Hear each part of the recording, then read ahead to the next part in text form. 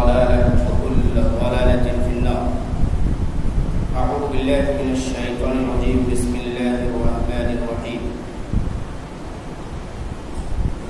يا أيها الناس اتقوا ربكم الذي خلقكم من نفس واحدة وخلق منها زوجها وبث منهما رجالا كثيرا ونساء واتقوا الله الذي تساءلون به والأرحام إن الله كان عليكم رقيبا. يا أيها الذين آمنوا اتقوا الله حق تقاته ولا تموتن إلا وأنتم مسلمون. يا أيها الذين آمنوا اتقوا الله وقولوا قولا سديدا يصلح لكم أعمالكم ويغفر لكم ذنوبكم ومن يطع الله ورسوله فقد فاز فوزا عظيما. رب اشرح لي صدري ويسر لي أمري واحلل عقدة من لساني يفقهوا قولي. ربي زدني علما ربي زدني علما ربي زدني علما. اللهم فقهنا في الدين ويا مقلب القلوب ثبت قلوبنا على دينك ويا مقلب القلوب ثبت قلوبنا على طاعتك. قال الله تبارك وتعالى قد أفلح المؤمنون الذين هم في صلاتهم خاشعون والذين هم عن اللغو معرضون والذين هم للزكاة فاعلون والذين هم لفروجهم حافظون إلا على أزواجهم أو ما ملكت أيمانهم فإنهم غير ملومين. وقال النبي صلى الله عليه وسلم يا معشر الشباب من استطاع منكم الباعة فليتزوج فإنه أغض للبصر وأحسن للفرج. رواه البخاری.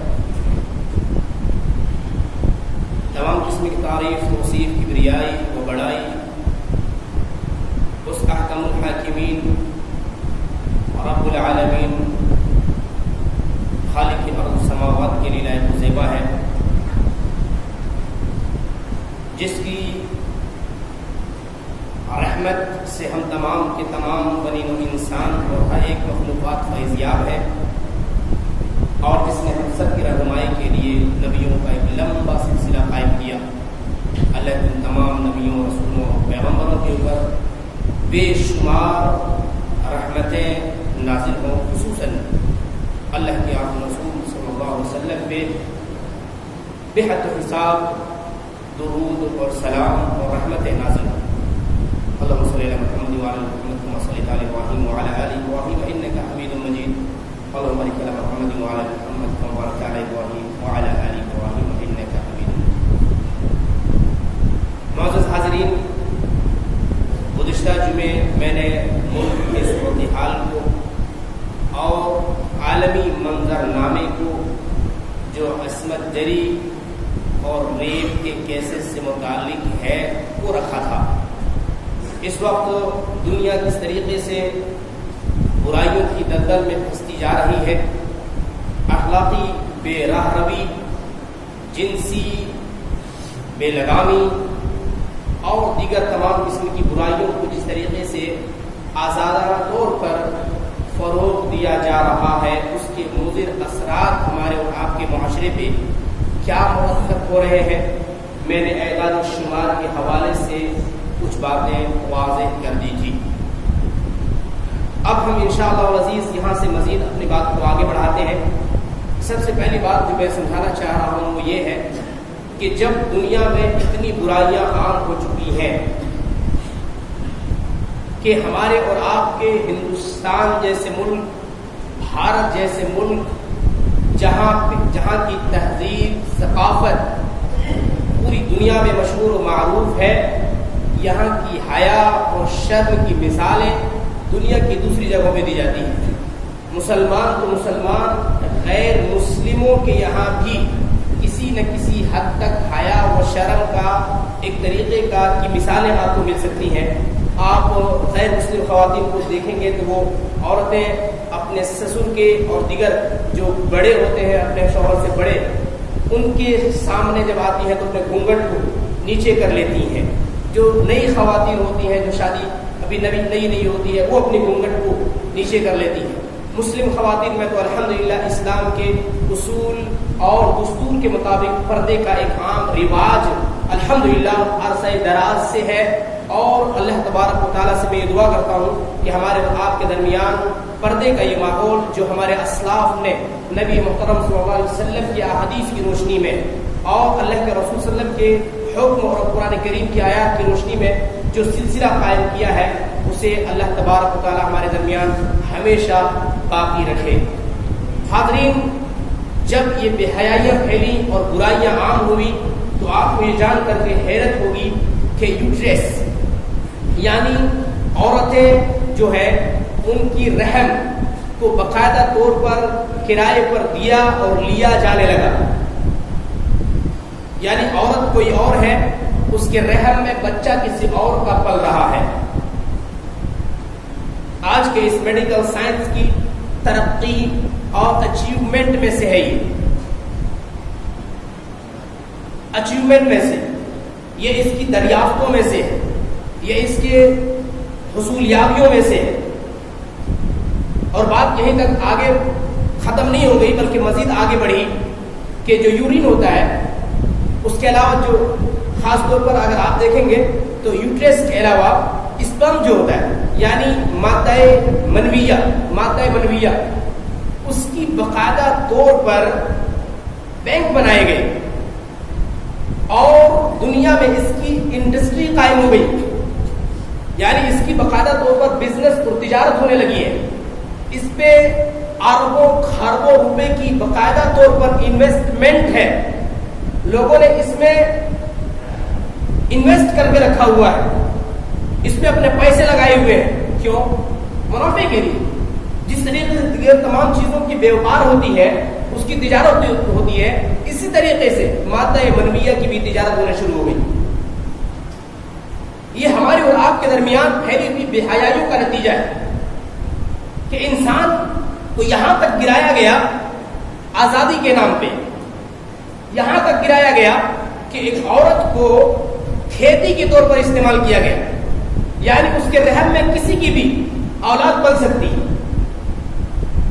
اور یہ آج کے اس ماڈرن دور کا اچیومنٹ کے طور پر دنیا کے سامنے پیش کیا گیا، جبکہ حقیقت میں یہ عورت کو ذلیل کرنا ہے، یہ حقیقت میں عورت کے وقار کو ہٹانا ہے، یہ حقیقت میں انسان کی حرمت کو پامال کرنا ہے، یہ حقیقت میں رب ذوالجلال والاکرام کی خلقت کو چیلنج کرنا ہے۔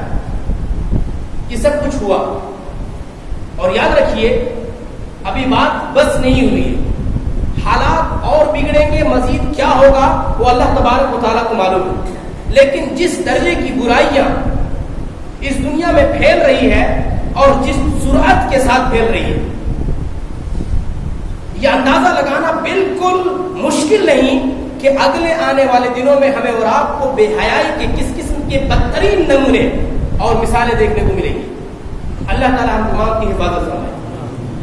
ابھی چند سالوں پہلے ہم دیکھتے تھے کہ ہمارے اور آپ کے ہندوستان میں قانونی طور پر الحمدللہ بہت ساری برائیوں کو برائیاں مانی جاتی تھی، لیکن اب بہت ساری برائیوں کو باقاعدہ طور پر خوبیوں کے طور پر اور لوگوں کے حقوق کے طور پر تسلیم کیا جا چکا ہے۔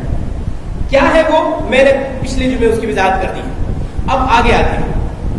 میں نے آپ کے سامنے بتایا تھا کہ جنس کو لے کر کے جو جنسی خواہش ہوتی ہے اس کو لے کر کے دنیا میں 3 اہم نظریات پائے جاتے ہیں۔ نمبر 1، جنسی خواہش کو روک کر کے رکھا جائے، یعنی انسان ایک مرد ایک عورت سے تعلق قائم نہ کرے، شادی نہ کرے، بیاہ نہ کرے۔ میں نے آپ کو بتایا کہ یہ ہندوؤں میں ہے، اور ہندوؤں میں جو جوگی اور یوگی اپنے آپ کو کہتے ہیں ان کے یہاں ہے، اور اسی طریقے سے عیسائیوں میں بھی ہے، جو فادر ہوتے ہیں اور جو چرچ میں رہنے والی مدر اپنے آپ کو کہلاتی ہیں اور دیگر ناموں سے پکاری جاتی ہیں، اگر آپ ان کو دیکھیں گے تو ان کے یہاں پایا جاتا ہے، اور اسلام نے ان دونوں کے درمیان ایک درمیانہ راستہ اختیار کیا ہے۔ جو دائی حضرات ہیں ان کے لیے میرے ذہن میں ایک نقطہ ہے، میں اس کو پیش کرنے کے بعد بات آگے بڑھاتا ہوں۔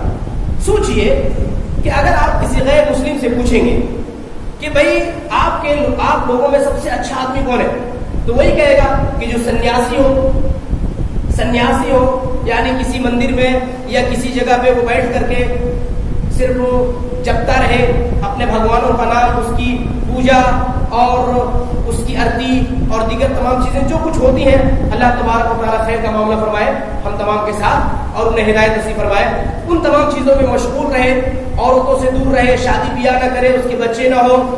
اور عیسائیوں سے آپ پوچھیں گے تو وہ بھی کہیں گے ہمارے فادر اور یہ جو ہماری مدر وغیرہ ہوتی ہیں تمام کے تمام چرچوں میں وہ سب سے اچھے لوگ ہوتے ہیں. میں آپ سے پوچھنا چاہتا ہوں، اگر پوری دنیا نے مان لیجئے صرف ایک جنریشن، کتنا؟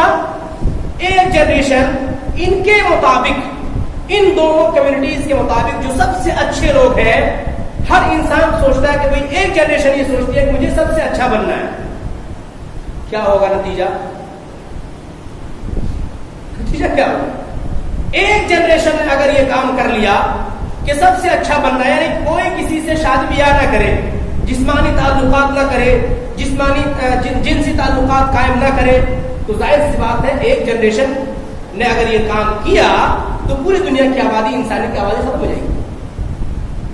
یعنی یہ خیر نہیں، ہلاکت ہے، ہلاکت. جسے دنیا نے یہ سمجھا کہ یہ سب سے اچھے لوگ ہیں، سب سے بہتر لوگ ہیں، یہ سنیاسی لوگ ہیں، یہ تپسیا کرنے والے لوگ ہیں، یہ سناتنی لوگ ہیں، اور یہ عیسیٰ علیہ السلام کے بڑے قریبی لوگ ہیں، اور نہ معلوم کیا کیا کہا گیا. ذرا سوچئے، جب آپ ان سے مثال دیں گے اور یہ وضاحت کریں گے تو ان کے دماغ میں یہ بات بیٹھے گی کہ یقیناً جس کو ہم نے سب سے بہتر کی کہا، اور ظاہر سی بات ہے سب سے بہتر بننے سے کسی کو منع کیا جا سکتا ہے کیا؟ میں چاہتا ہوں میں سب سے بہتر انسان بنوں، کوئی کہے گا آپ کو سب سے بہتر نہیں بننا ہے، تو پھر کیا ایسے لوگوں کا مذہب کیا یہ سکھاتا ہے کہ بھئی کچھ لوگ برے ہونا چاہیے اور کچھ لوگ اچھے ہونا چاہیے؟ ایسا نہیں ہو سکتا ہے. پھر وہ دھرم کسی کام کا نہیں ہو سکتا. اسلام کیا کہتا ہے؟ اسلام کہتا ہے تم سب میں سے ہر انسان، ایک ایک انسان سب سے بہتر ہو سکتا ہے، اور دنیا میں اس کی اچھائی سے اچھائی ہی پھیلے گی، کوئی برائی نہیں پھیلے گی. دنیا میں اسلام نے جس چیز کو بھی خوبی کہا، بھلائی کہا، اچھائی کہا، اس سے صرف اچھائی پھیلے گی، کوئی برائی پھیلنے والی نہیں ہے. اب میں آپ کو بتاتا ہوں اسلام نے اس بارے میں جو متوسط درجہ اختیار کیا، متوسط طریقہ اختیار کیا ہے، میانہ اور روی اختیار کیا، وہ کیا ہے؟ اسلام یہ کہتا ہے، اللہ کے رسول صلی اللہ علیہ وسلم کے سامنے آپ جانتے ہیں چند صحابہ کرام آئے تھے اور ان میں سے ایک نے یہ کہا تھا کہ میں چاہتا ہوں کہ اب میں شادی نہیں کروں گا. اب کہاں اللہ کے رسول معصوم الخطا، آپ کی تمام سابقہ گناہ ہے اور آئندہ کی گناہ سب کے سب، مستقبل کی اور ماضی کی گناہ سب کے سب معاف کر دیے گئے ہیں. کہاں اللہ کے رسول کی ذات اور کہاں آخری نبی کی ذات اور کہاں ہم. ایسا کرتے میں شادی نہیں کروں گا، صرف اللہ کی عبادت کروں گا، دن بھر روزے رکھوں گا، رات بھر تہجد کی نماز پڑھوں گا، تمام قسم کے وعدے کیے. اور جب وہ پھرے وہاں سے لوٹے، حضرت عائشہ رضی اللہ تعالیٰ عنہ نے اللہ کے رسول کو جب اس کی خبر دی، اللہ کے رسول نے ان شخصیات کو بلایا اور کہا تم لوگ کیسی باتیں کر رہے ہو، کیسی باتیں کر رہے ہو؟ میں اللہ سے سب سے زیادہ ڈرنے والا ہوں، میں تم میں سب سے بہتر انسان ہوں، میں نے شادی بھی کر رکھی ہے، میری بیویاں ہیں، میرے بچے بھی ہیں، رات کو میں تہجد کی نمازیں پڑھتا ہوں، رات کو قیام بھی کرتا ہوں، دن میں روزے بھی رکھتا ہوں، قرآن کریم کی تلاوت کرتا ہوں، دنیا کماتا بھی ہوں، دنیا میں خرچ بھی کرتا ہوں، جہاد فی سبیل اللہ کرتا ہوں. کون سا ایسا کام ہے جو کرنے کا ہے اور میں نہیں کرتا؟ کون سا ایسا کام؟ تجارت ہو، بزنس ہو، جہاد ہو، ایک دوسرے سے محبت کرنا ہو، رشتہ داریاں نبھانا ہو، صلہ رحمی ہو، ایک دوسرے کی معاونت ہو، کون سا کام ہے جو کرنے کا ہے اور میں نہیں کرتا؟ لیکن کیا میں اچھا انسان نہیں؟ یہ اللہ کے رسول صلی اللہ علیہ وسلم بتانا چاہتے ہیں.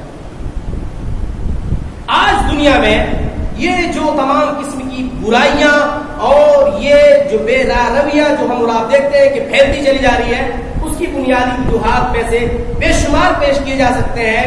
لیکن میں ایک بات عرض کروں گا اور اس کے بعد اسی کو انشاءاللہ العظیم میں آج کے خطبہ جمعہ کا نہایت ہی اہم موضوع بنانا چاہ رہا ہوں، اور وہ ہے نکاح اور شادی. یاد رکھیے، اسلام نے سب سے پہلے زنا کو جرم قرار نہیں دیا، بلکہ سب سے پہلے نکاح کا حکم دیا. زنا کو پہلے جرم قرار نہیں دیا، بلکہ کس چیز کا حکم دیا؟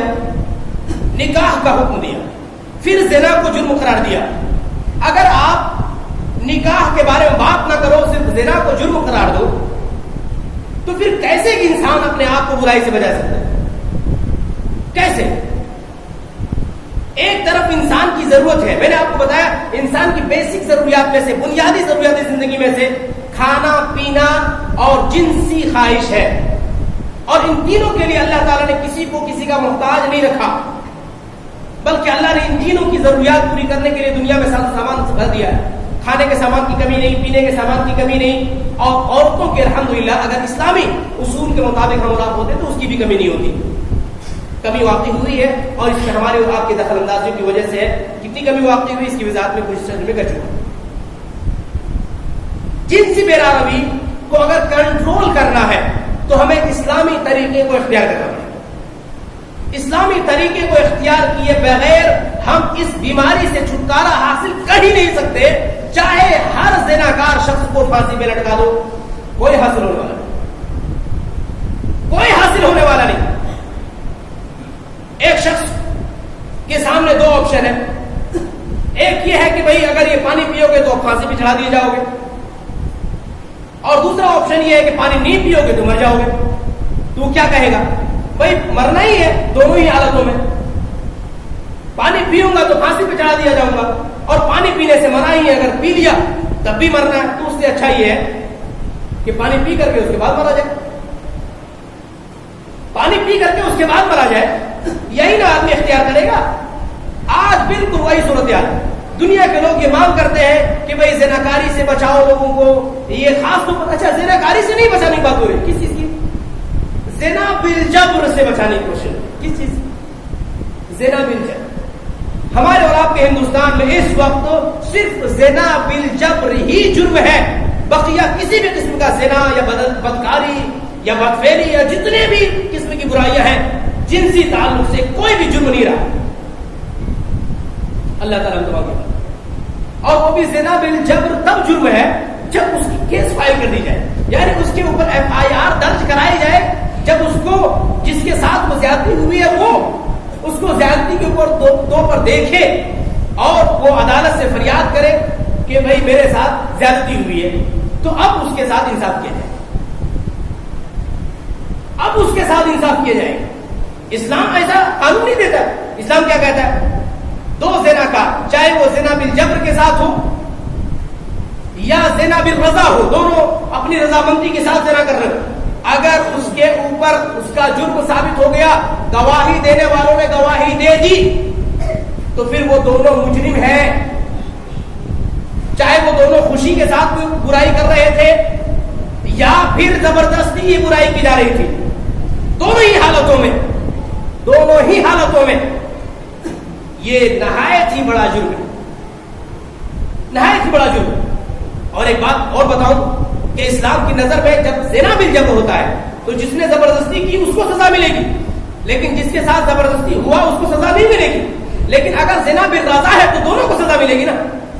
تو اس کا مطلب یہ ہوا کہ اسلام کی نظر میں زنا بالرضا زیادہ بڑا جرم ہے. کیوں؟ اس وجہ سے کہ زنا بالرضا سے پورا معاشرہ خراب ہوتا ہے. زنا بالجبر کی ہمت ہر کسی کی نہیں ہوتی. زنا بالجبر کی ہمت ہر کسی کی نہیں ہوتی. اس کے لیے جو ریکوائرمنٹ ہوتے ہیں وہ وقت کی مناسبت سے ہوتے ہیں، لیکن بنا زنا بالرضا کی ہمت ہر کسی کو ہوتی ہے. وہ اپنے حالات کو سازگار بناتے ہیں، دونوں طرف سے پلاننگ ہوتی ہے، وقت اور جگہ کی تعیین ہوتی ہے، دونوں ایک دوسرے سے راضی ہوتے ہیں، اور اس کے بعد یہ برائی ہوتی ہے. یہ بڑا سنگین جرم ہوتا ہے. اس کے پیچھے پورے معاشرے کو فساد میں برپا کرنا اس کے نتائج میں سے ہے. آئیے میں آپ کو بتاؤں کہ اللہ تبارک و تعالیٰ نے نکاح کے متعلق کیا فرمایا. لیکن اس سے پہلے دیکھیے قرآن مقدس کی ایک آیت ہے سورۃ المؤمنون نے اللہ تبارک و تعالیٰ نے ارشاد فرمایا قد افلح المؤمنون. اللہ نے فرمایا مومن لوگ کامیاب ہوں گے. میں ایک بات بتاؤں، دیکھیے ہم اور آپ چند لوگ بیٹھے ہیں یہاں پہ. میں یہ مانتا ہوں کہ ہم چند لوگ بیٹھ کر کے اپنی اس پورے معاشرے یا کم از کم اپنے پورے شہر کے حالات کو بہتر نہیں بنا سکتے، میں مانتا ہوں.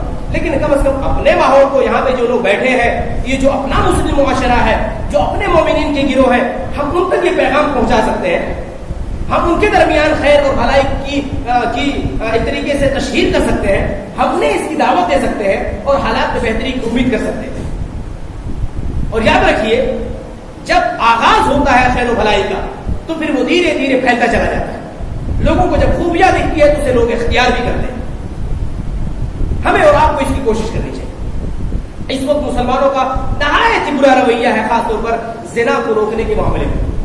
اچھا رویہ مسلمانوں نے اختیار نہیں کیا، مسلمانوں نے اچھی مثالیں پیش نہیں کی، بلکہ ہم نے دوسروں کے طریقوں کو اختیار کر کے اپنے آپ کے تہذیب، ثقافت اور ہمارے اور آپ کا جو اصول اور قاعدہ اور قانون کتاب و سنت بیان کیا گیا ہے، ہم نے اس کو ایک طریقے سے یوں سمجھ لیجیے کہ دوسروں کے قانون کے مقابلے میں اس کو مغلوب قرار دے دیا ہے.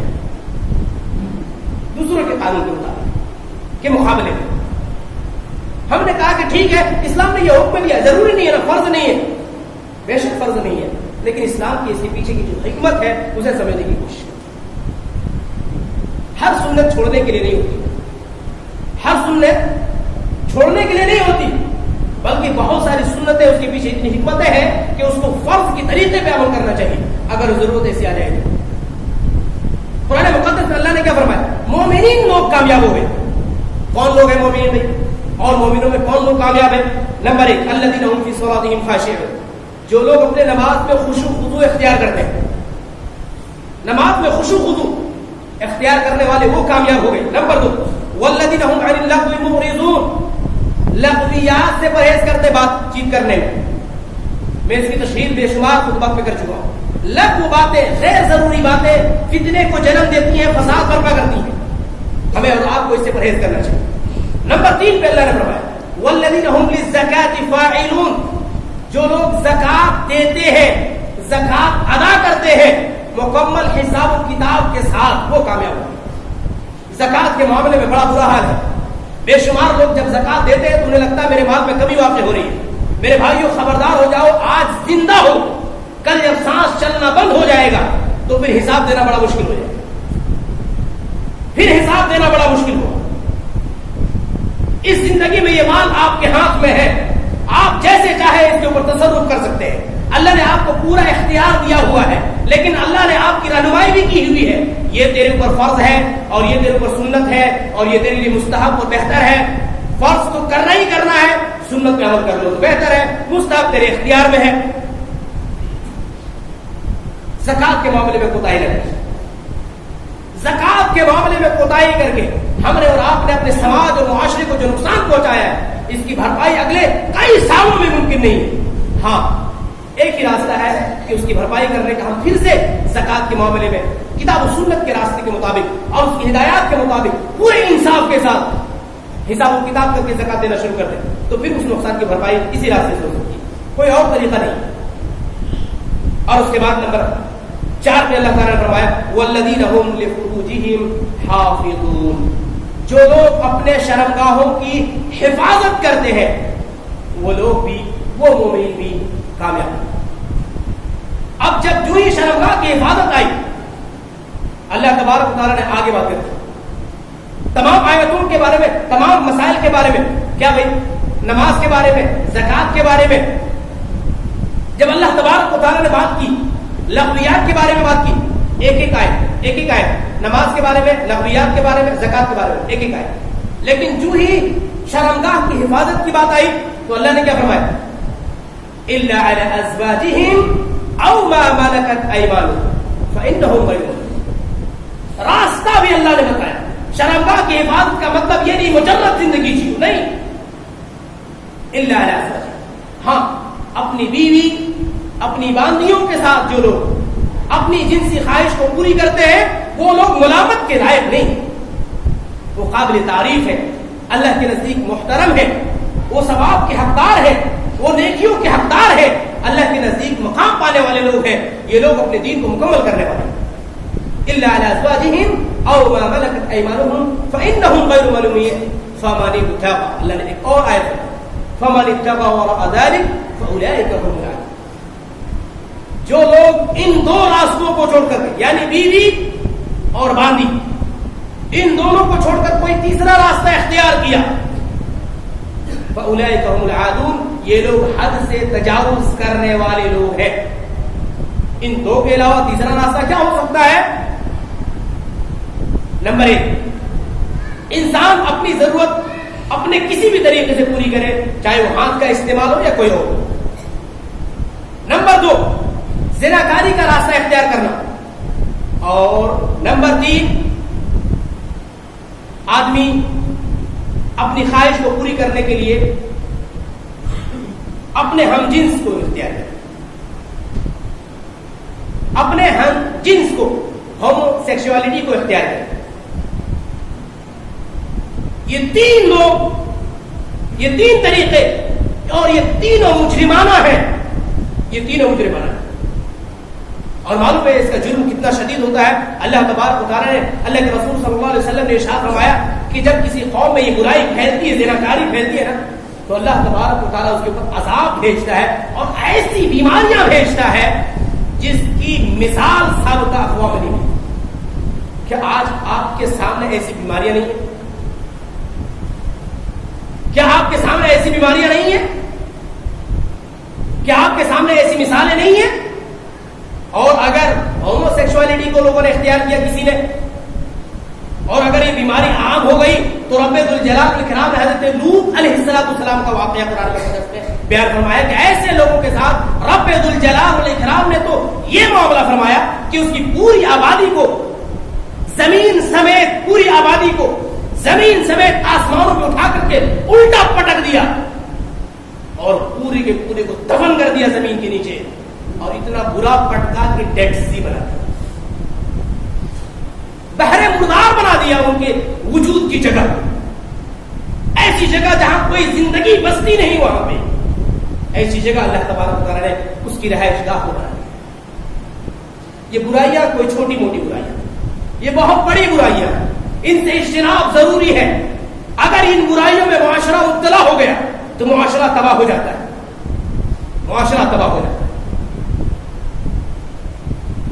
نہایت معذرت کے ساتھ کچھ باتیں میں عرض کرنے لگا ہوں، اس سے پہلے ایک تشریح کر دیتا ہوں، ایک توضیح کر دیتا ہوں. پہلی بات یہ جان لیجئے، میں آپ میں سے کسی کے بارے میں کچھ بھی نہیں جانتا، نمبر 1. نمبر 2، جب میں بات کرتا ہوں، جب کوئی بھی مثال دیتا ہوں تو عام مثال ہوتی ہے. اب اس مثال کے ساتھ کوئی چپک جائے تو میرا کوئی اس میں قصور نہیں رہے. میں نے کسی کے بارے میں کوئی جانکاری حاصل نہیں کی کہ کس آدمی کے ساتھ کیا تعلقات ہیں، اس کے کیا بیک گراؤنڈ ہے، اس کی کیا اپنی ذاتی زندگی کے حالات ہیں. میں آج تک کسی کے بارے میں نہ معلوم کیا ہوں نہ معلوم کروں. کیوں؟ کیونکہ جب معلوم کر لیتا ہوں تو دقت ہوتی ہے یہاں بات کرنے. اسی لیے میں کسی کے بارے میں کچھ نہیں جانتا. اب میں مثالیں دینے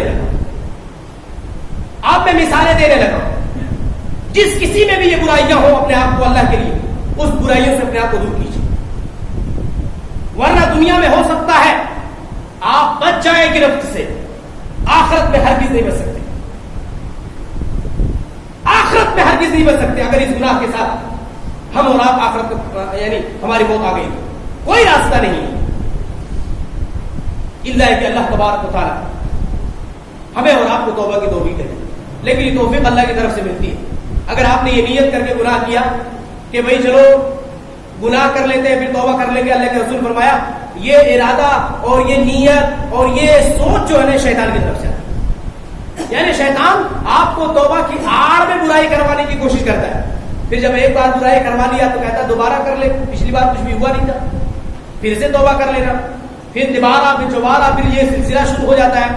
بے شمار مرد حضرات، اب پہلی بات کریں، بے شمار آج کے معاشرے میں کسی بھی معاشرے کی بات نہیں کرتا ہوں، مسلمان ہو یا غیر مسلم معاشرہ کوئی بھی، آج کے معاشرے میں بے شمار لوگ ایسے پائے جاتے ہیں جو شادی شدہ ہے لیکن پھر بھی ادھر ادھر منہ مارتے ہیں.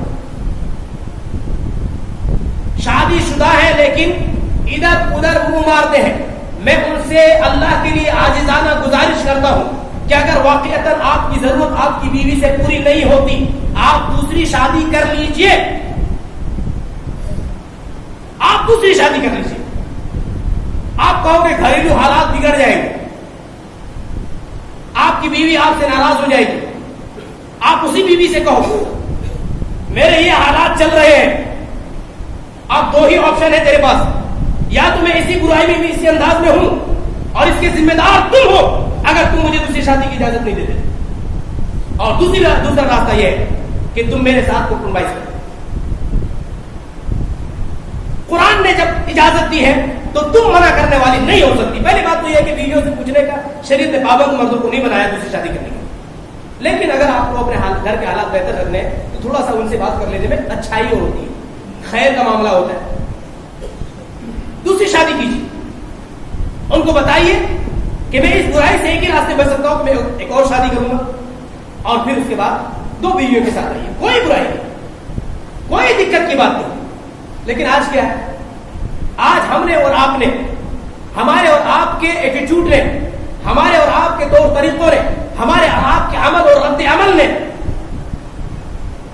زناکاری کو آسان بنا دیا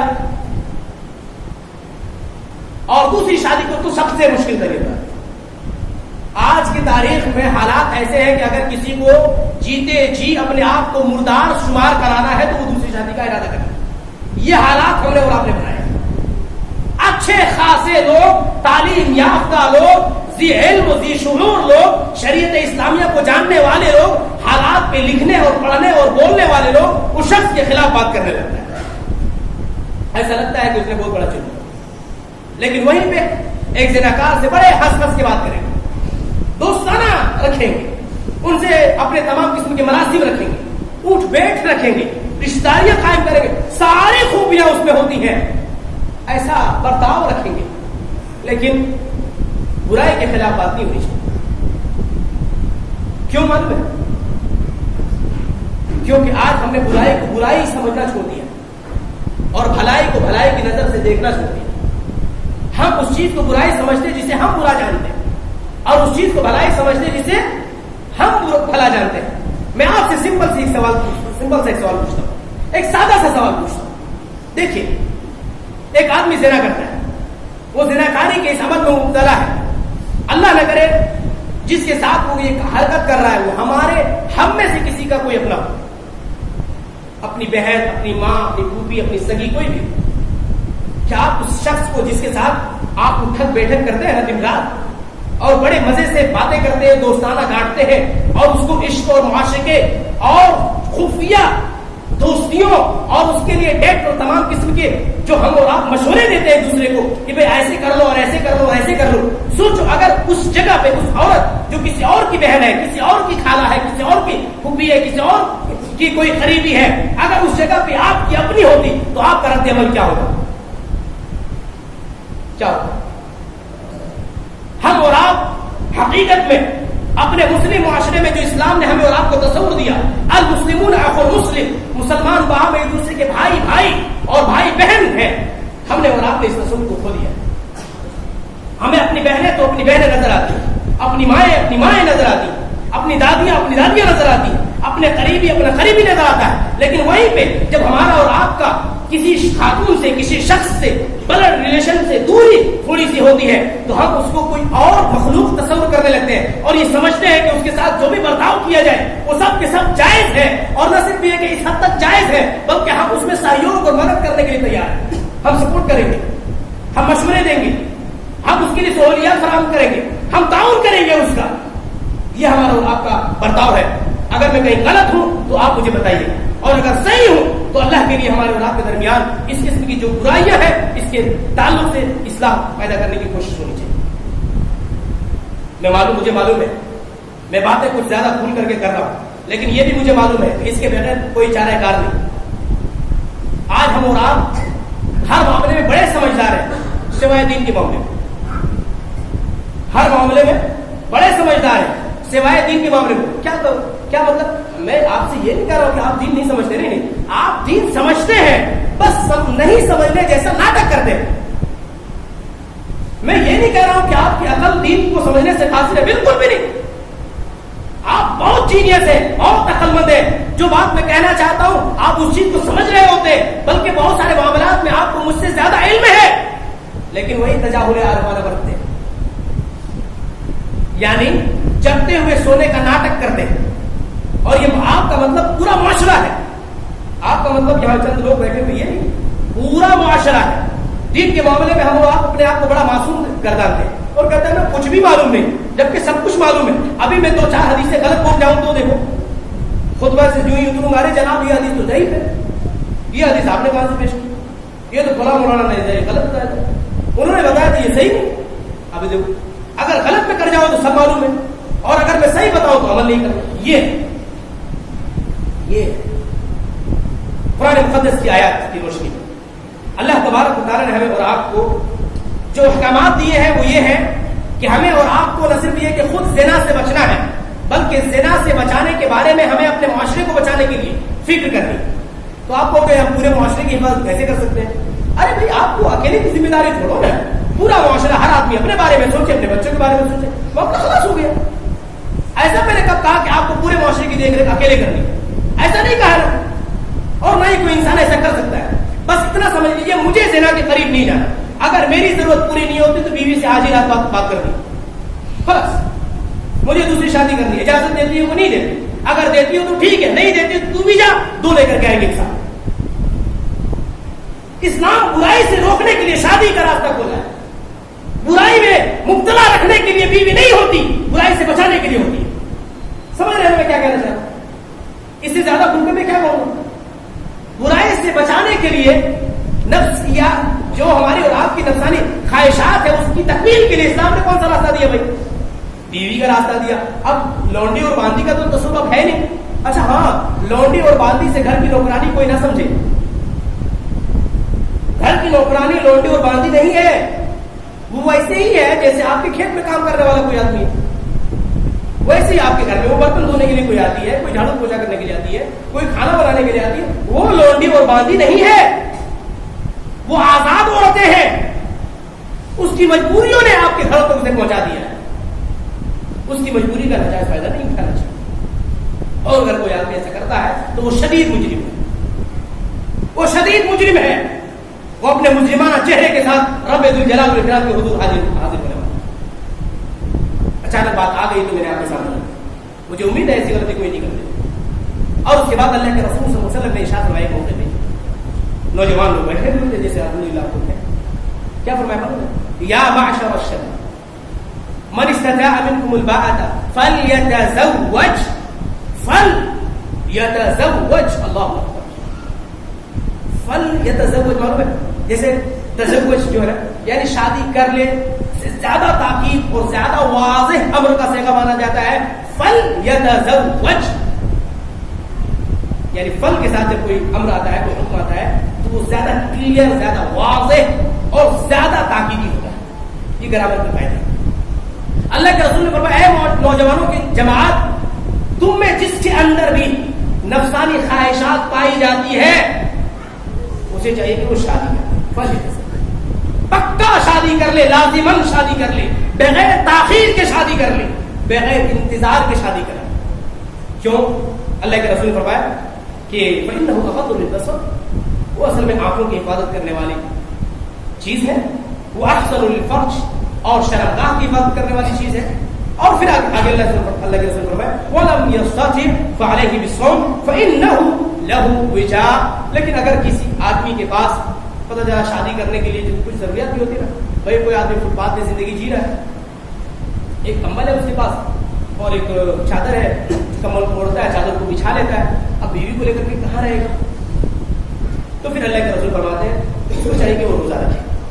اس روزے سے کیا ہوگا؟ یہ روزہ اس کے لیے اس جسمانی خواہشات کے لیے ڈھال بن جائے گا، اس کی حفاظت ہو جائے گی، اتنا زیادہ دل میں برے برے خیالات نہیں آئے گے.